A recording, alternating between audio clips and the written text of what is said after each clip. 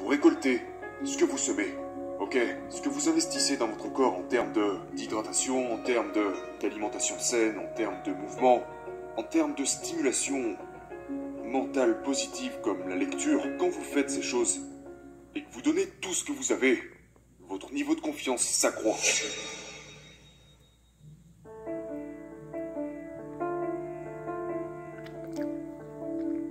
Vous devez comprendre, les gars, que la confiance n'est pas quelque chose qui... Et je dis ça depuis tellement longtemps.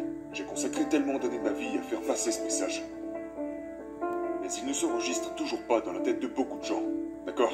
Et je veux faire de ce message quelque chose que vous ne pourrez plus jamais oublier. Vous devez comprendre, maintenant, que si vous attendez de vous sentir naturellement confiant, et que vous regardez les autres et vous voyez, oh, cette personne semble vraiment avoir confiance en elle. Elle semble constamment avoir confiance en elle. Et ces gens savent toujours quoi faire. Ils ont toujours... Écoutez, vous êtes en train de tout mélanger. Vous êtes à côté de la réalité. Vous êtes en train de vous victimiser involontairement. Et voici ce que j'entends par là. Cette personne que vous voyez, qui semble constamment avoir confiance en elle, eh bien tout d'abord, elle a probablement gagné le droit de se sentir comme ça. Maintenant, nous connaissons tous des gens prétentieux qui n'ont jamais accompli quoi que ce soit dans leur vie, mais qui pensent être extraordinaires. Et on voit souvent cela à des niveaux inférieurs. Et généralement, les gens qui pensent tout savoir et qui pensent être géniaux n'ont rien à voir avec ça dans la réalité. Ce sont, vous savez, les gens qui pensent qu'ils en savent le plus. Nous parlons ici de l'effet Dunning-Kruger. Si vous cherchez sur Google, vous verrez ce que c'est. Mais en gros, c'est un faux sentiment de confiance, parce qu'ils ne savent pas vraiment. Et aujourd'hui, on voit beaucoup de gens comme ça dans la société. Vous savez, nous voyons beaucoup de gens parler au sujet de choses dont ils n'ont aucune putain d'idée. Donc, qu'est-ce que la vraie confiance? D'où vient-elle? Comment pouvons-nous l'obtenir? Et comment pouvons-nous nous assurer de la garder? Voici la chose que vous devez comprendre.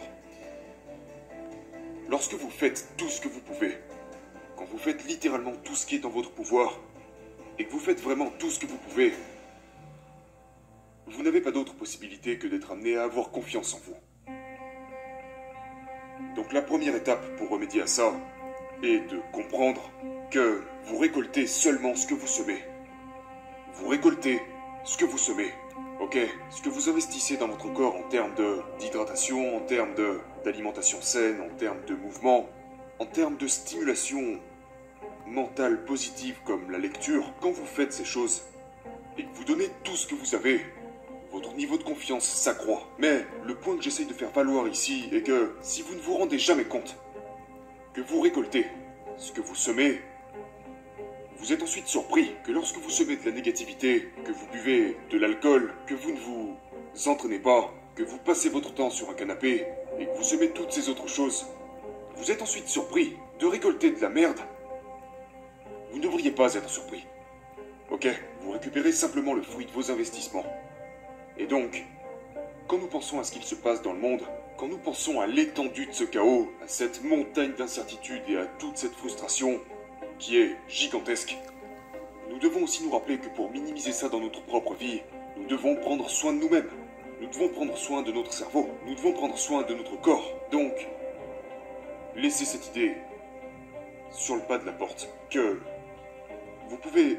vous savez, moi-même, ou disons quelqu'un comme David Goggins, ou ils vous diront la même chose. Les gens mentent, les gens prétendent. Tous ces gens qui laissent paraître une impression de confiance et de certitude, ils mentent.